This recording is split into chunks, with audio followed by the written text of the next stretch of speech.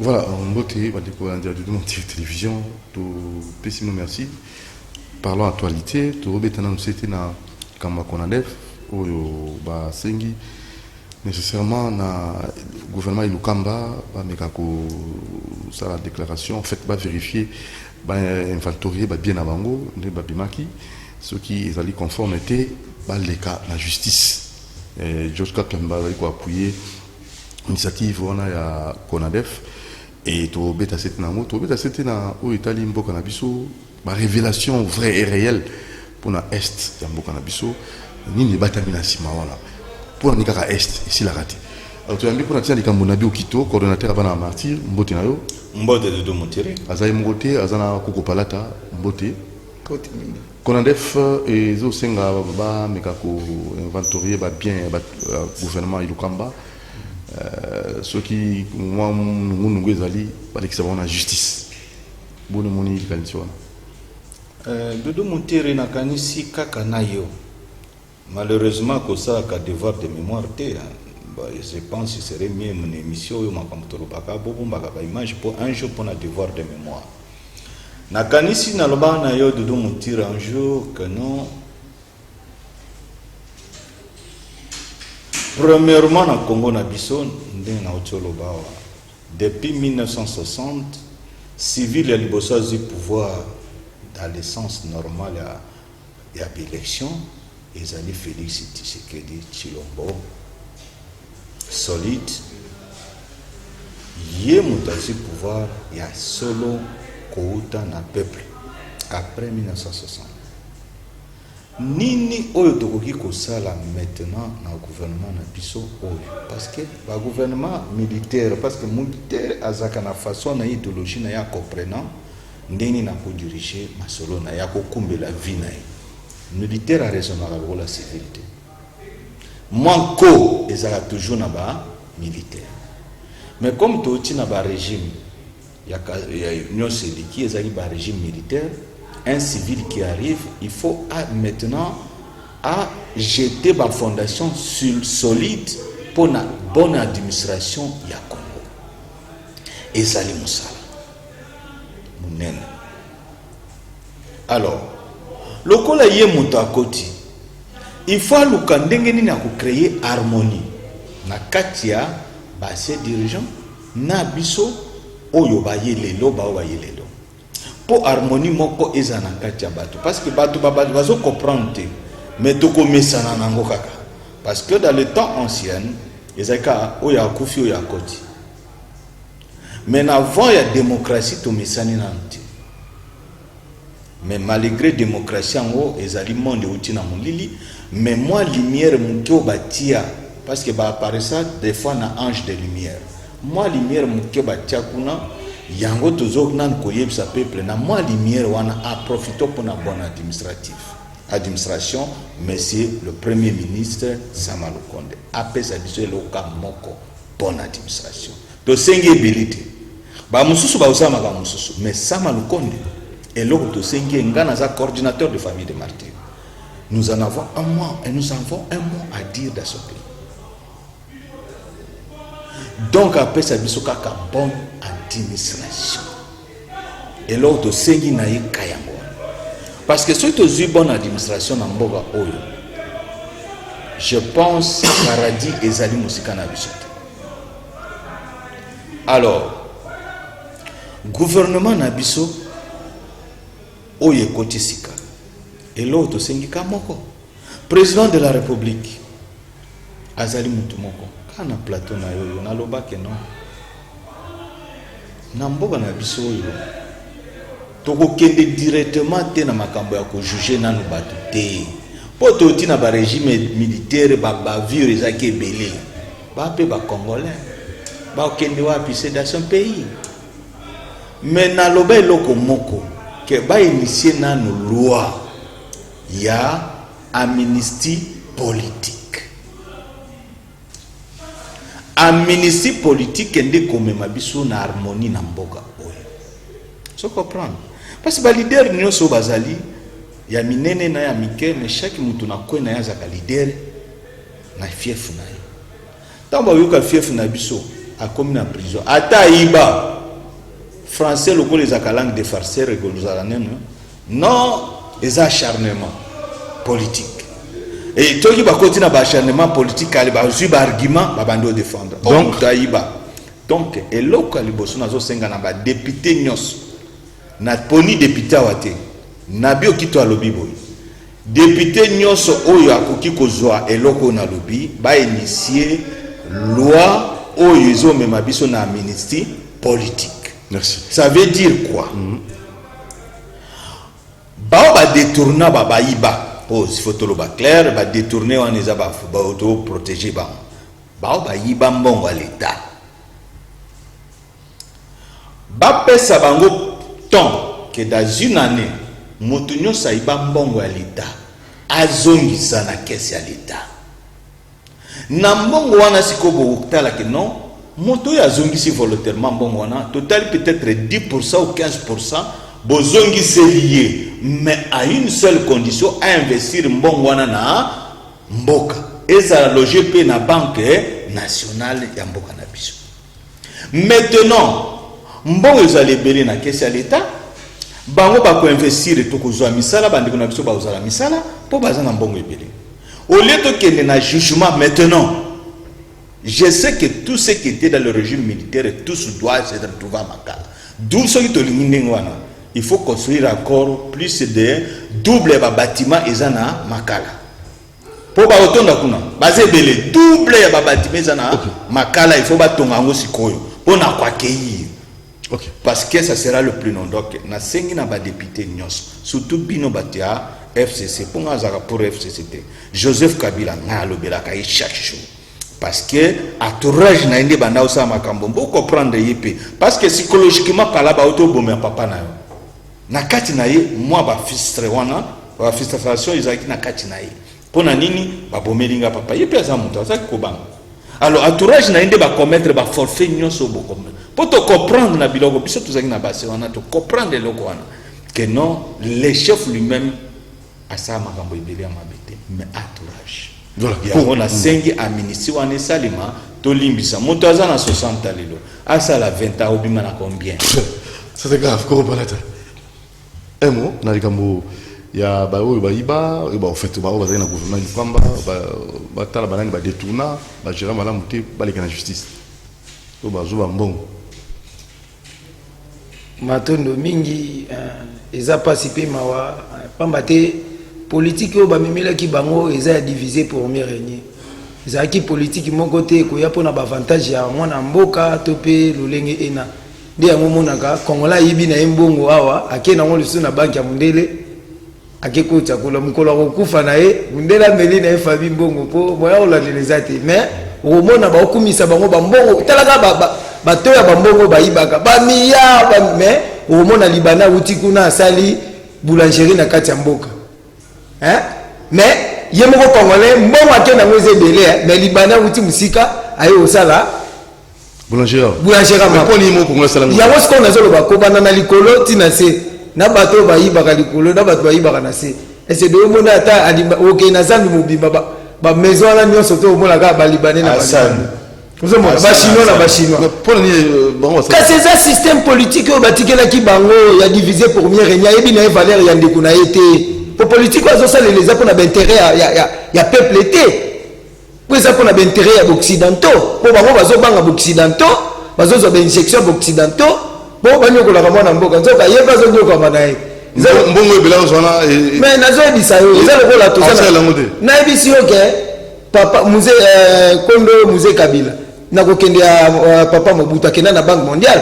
Bino boyoka déclaration na ake ko senga mbongo Mobutu atika ko ebi ba bisani.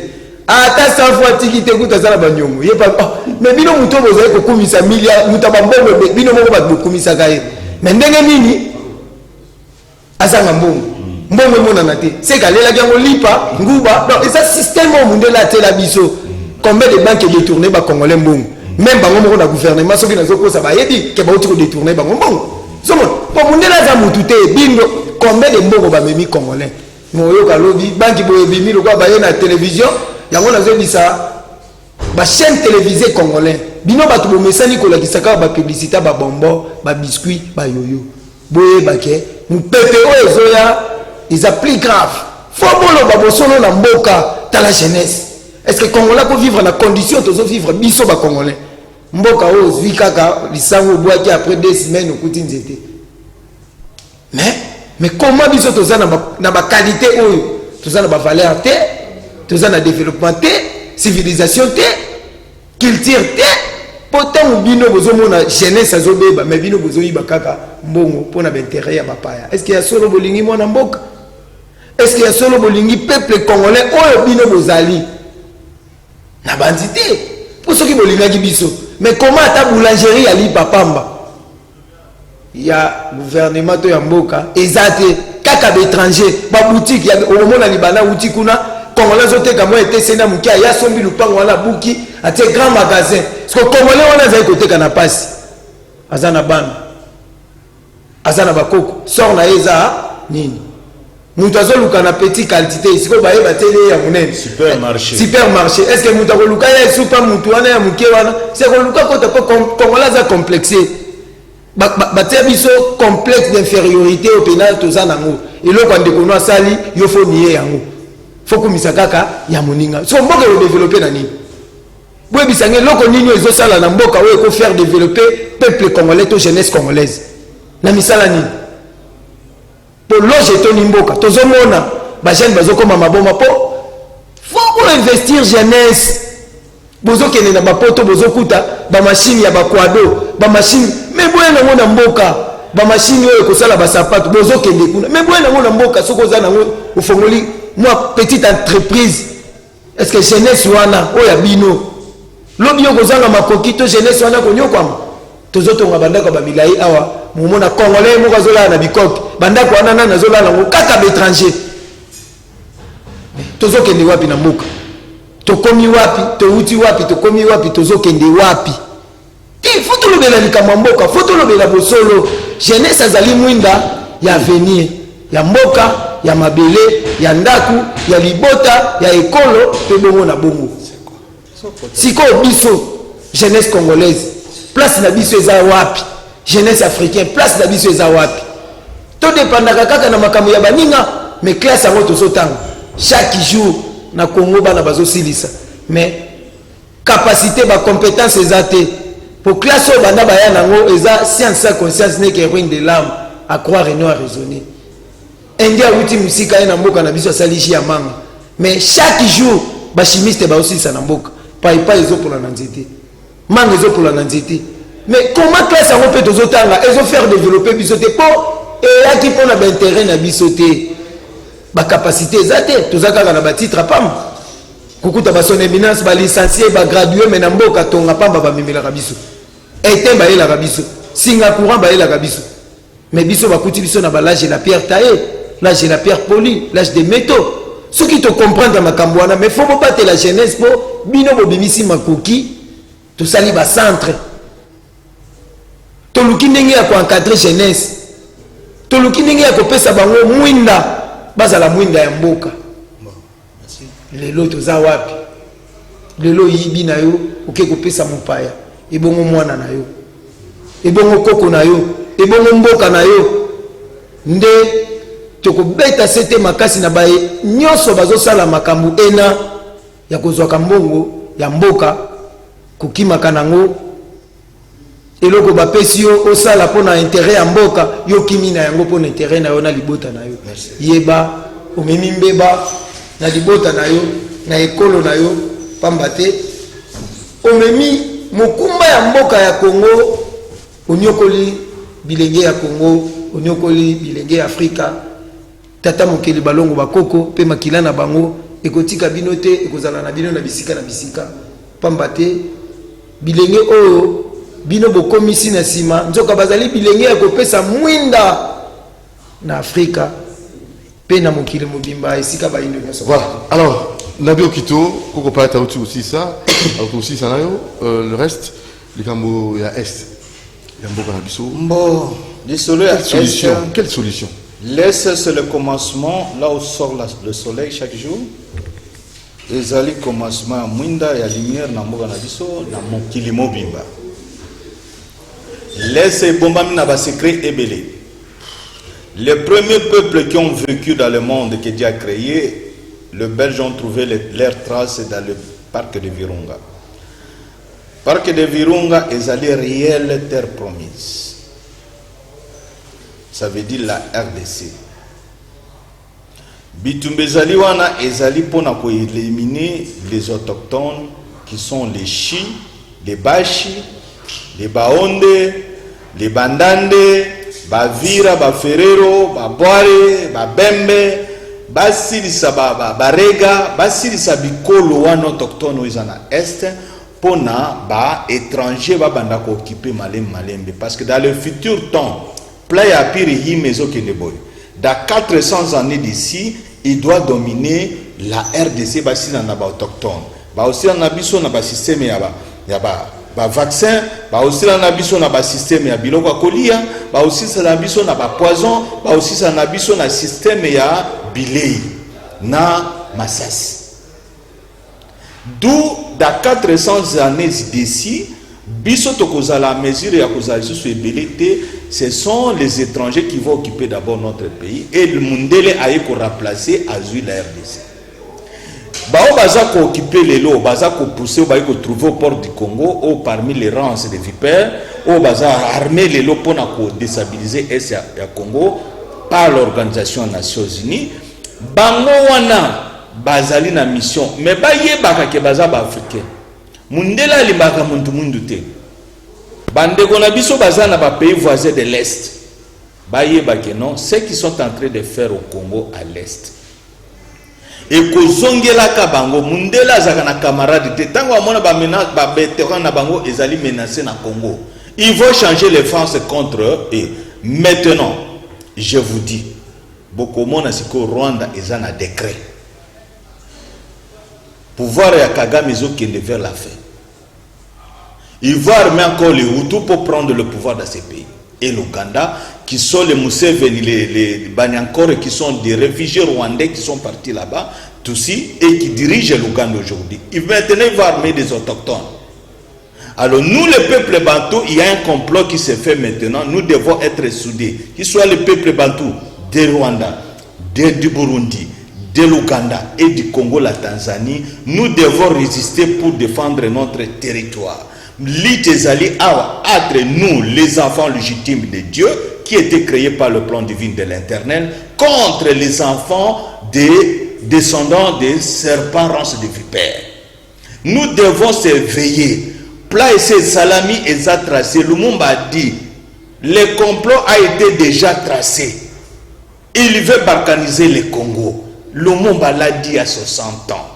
Et nous continuons à vous le dire. Peuple congolais, complot ya Apiri Hima, c'est pour éliminer le peuple autochtone de l'Afrique qui sont les peuples bantous. Bisoba Oyo, de nez épaté, cheveux grippines, de baza a besoin d'éliminer l'Afrique. Pas seulement le Congo, c'est toute l'Afrique. Nous, Bisoto Lamuka, yango a proposé le monde entier que Oni ezali égal à l'injustice. Tant qu'on est au côté, bon, on a dislocation. Il y a États-Unis, Grande-Bretagne, Union européenne. Boye baketozo kende vers la fait à régner à Occident. Maintenant, ce sera celui qui va prendre la relève en Afrique centrale, c'est le Congo RDC.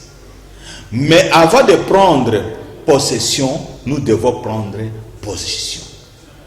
Qui a peur de la vérité, toutefois n'a pas l'autorité. L'ONU jusqu'à présent, surtout les casques bleus, Ezali, Brash, Otozo Bengango, les premiers terroristes du monde, Ezali casque bleu. Pourquoi? Parce que casque bleu dans le monde entier, et si quand tout va trouver solution, il y a terroriser monde. Alors la solution c'est laquelle selon vous? Solution maintenant. Quoi impliquer casque bleu?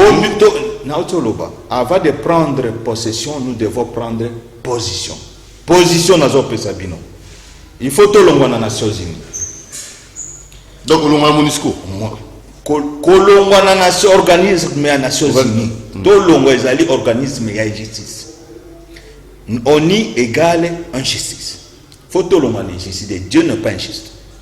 Na place ya Nations Unies, tokozala na monde uni.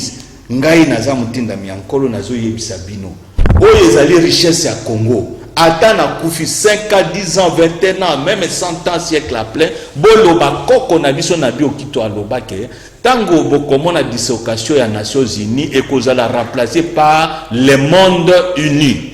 Monde uni ekozala siège nango ekozala awa na RDC.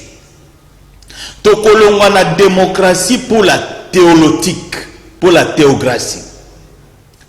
Je répète, la démocratie, il y a clan satanique qui sera représenté par le principe de Dieu qui est la théocratie.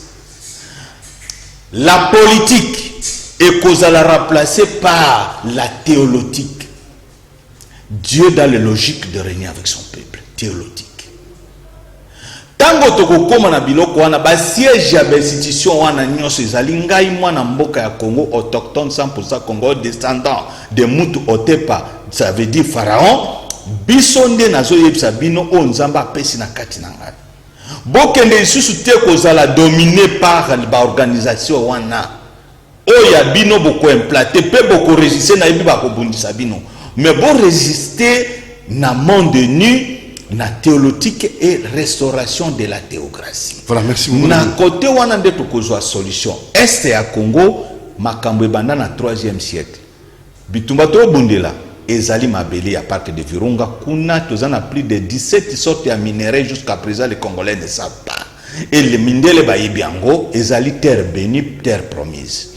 Alors, l'étoile oyo ebanda na Afrique centrale tango Nzambe akeli mokili na ye ebandaka en Afrique centrale et il éclatait de l'est au centre du Congo. Alors étoile wana ekende kide Afrique vers l'Égypte, Égypte, Grèce, Mésopotamie, Rome, Russe, États-Unis et Bunga ekenda par la Chine, Brésil, Inde, les cas par l'Afrique du Sud, l'océan Atlantique et Namibie, Angola. Et ça là 5 ans entre le Congo et l'Angola, 3% des acquis côté Angola. Ça veut dire quoi? Nenge étoile wana etambulaka à partir de Chine. Ba wana nde bakoza les pays alliés.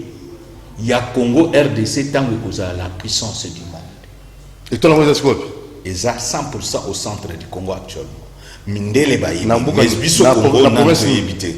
Centre du Congo, j'appelle tout court. C'est le centre du Congo. Nous demandons que les Congolais soient unis. Tosimba Mukonzi Mboka poto kende o liboso. Merci. Créons l'harmonie entre nous. To bengana te vagence surtout l'obito ça la vagence na mboka to ça 480 tribus. Ceux qui tribu na tribu le biso to zui pouvoir to ça la vagence to ko développer ka mboka to ça la combien de siècles. Merci Bana mboka l'unité est nécessaire dans ce pays. Merci Koko Palata, merci Moron Djambé, merci Alain Kabongo Bounonzinga. Abonnez-vous massivement à la chaîne Nous Montiri Télévision. Vous avez une révélation Yamakasi avec Bajeni Mogo Toyamina Plateau. Donc à la prochaine.